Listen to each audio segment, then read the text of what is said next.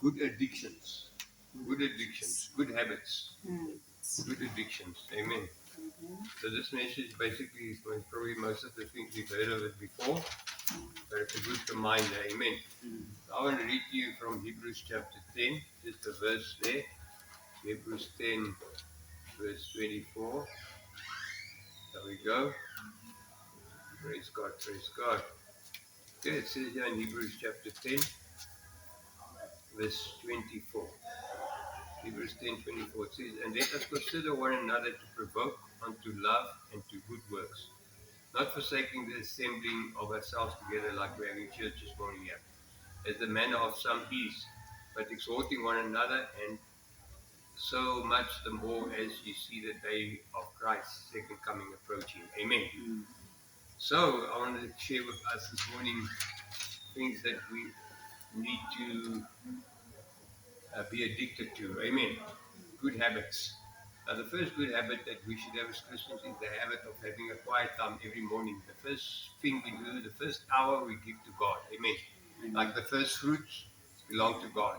So the first hour belongs to God. So every morning, the first thing we should do is spend time in the Word and in prayer if we can. I know some schedules are very hectic, but as far as possible, when you start with God in the first place in the morning, the rest of your day goes right. Amen.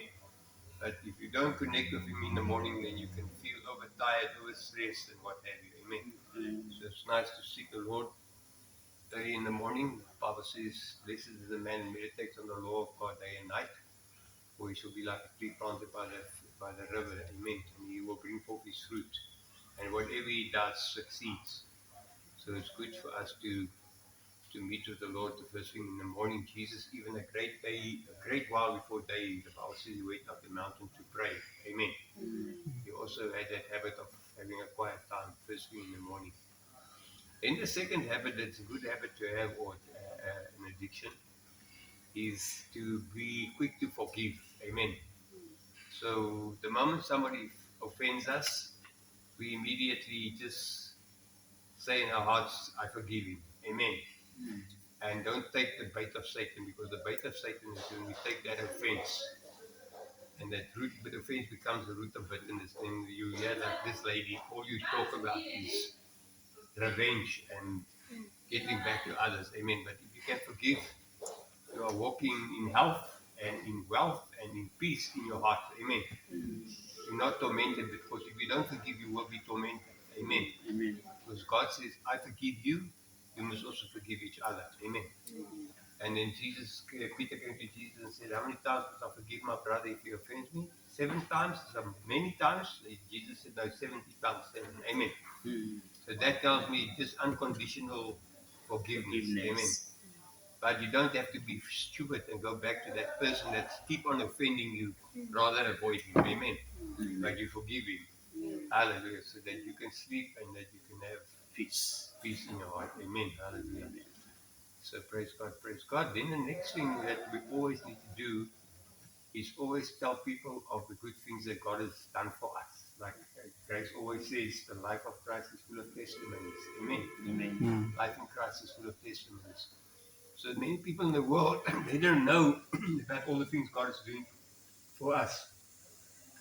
And if you tell them, the Lord provided for me for a car, the Lord provided for me for a place to stay, the Lord provided for me a house, the Lord provided for me a horse, many things that God provides for us. Amen.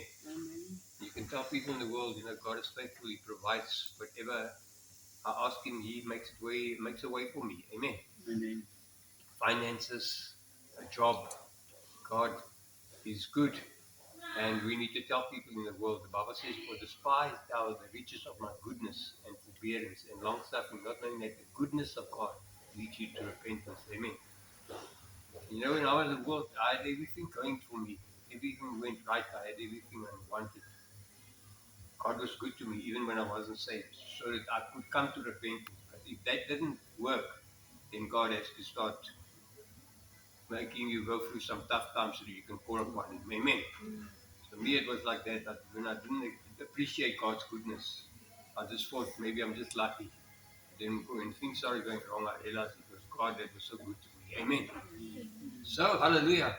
So they say they overcame the devil by the blood of the Lamb and the word of their testimony. The word of the testimony can be when you get saved. It can be other testimonies of how God provides for you and blesses you, whatever it may be. Praise God. Praise God. Then the final one is um, a very good addiction to have is to always live by faith. Amen. You know, if you can live by faith, the just shall live by faith.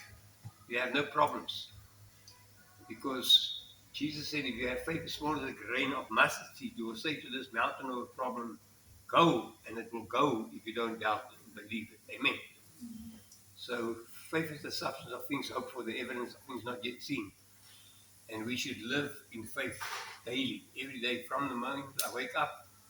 The Bible speaks of from faith to faith. So in other words, we need to live by faith, trust God to protect us, trust God to heal us, trust God to provide for us. All our needs can be met by faith. Amen. And our faith can grow as we use that faith muscle. It can become stronger. Amen. And more effective. So every day you don't have to walk in fear because you can walk in faith. You don't have to walk in lack because you can walk in faith. You don't have to walk in sickness because you can walk in faith. Amen. Faith can cancel all the negative things in our lives. And I want to encourage you, like I want to encourage myself, to live by faith every day. The Bible says faith comes by hearing or reading the Word of God. So when you hear the Word of God, it generates faith in us. Amen. Or when you read the Word of God, it generates faith in you. And then you can go out there and you don't have to fear or doubt that God is there with you and for you. Amen. In closing, I remember once I wanted to go to the hospital to go minister at the hospital one time. And I just didn't feel like I've got the boldness to go there and speak to people. Amen. I felt a little bit in doubt and unbelief and fear as well. But then I thought, let me just read the Bible. So when I read the Bible, after half an hour reading the Bible, suddenly I felt, hey, let me go to the hospital. Why? What happened? So while I was reading the Bible, it generated faith in me. Amen. Because faith comes by hearing and reading the Word of God. Then I was bold that I could go to the hospital, speak to people, tell them about Jesus, and operate in faith and even pray for the sick and to heal them, lead them to the Lord. Amen. So I want to encourage you, those 4 things, the good habits. Always have a quiet time. Always be quick to forgive. Always tell people about the goodness of God. And the final one was, always live by faith. Amen. No, faith is an amazing thing.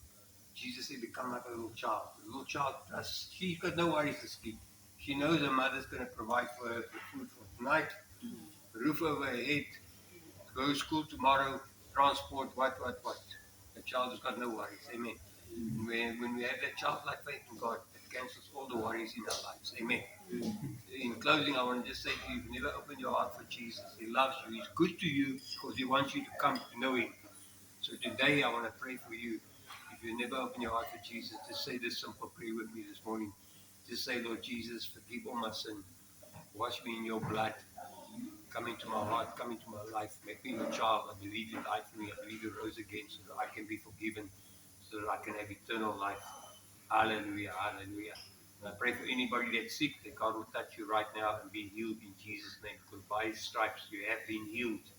And in Jesus' name I pray healing upon your body. Receive it right now in Jesus' name. Amen. Praise God, praise God.